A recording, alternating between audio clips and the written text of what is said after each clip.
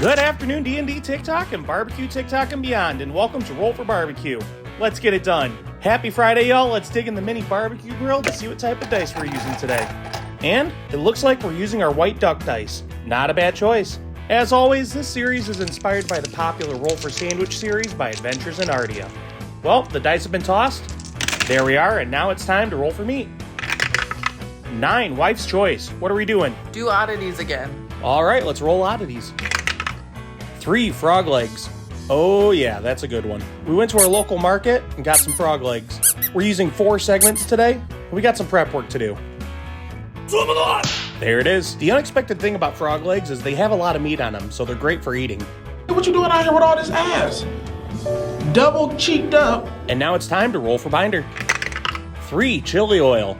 I mean, it was great on the corn last time. I can't see why this would be bad on frog legs. We're gonna get these cheeks all covered up in the chili oil. Then we gotta give it a healthy mixy doodle. I don't suggest using a spoon. Honestly, a glove hand is gonna be your best bet. We're gonna let these sit for about 10 minutes, and now it's time to roll for rubs. 3, Blazing Star, and 6, Fire and Smoke Society. It's time to roll for Blazing Star. 1, we're porking. That's funny, we got the frog legs, porking, Kermit, Miss Piggy. Yeah, whatever. Anyway, I think these will work nicely. It'll add a nice little sweetness to this. And now it's time to roll Fire and Smoke.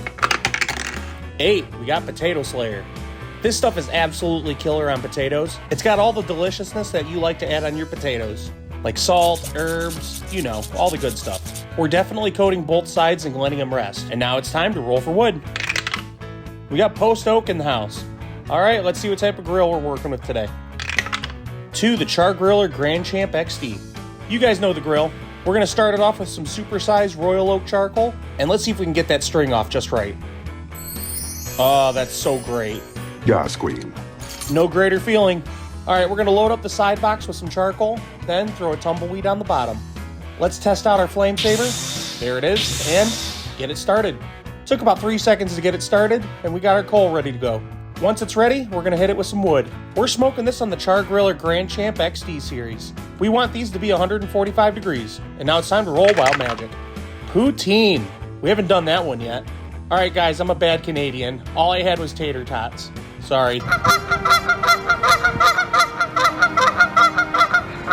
I can make that joke. I am Canadian.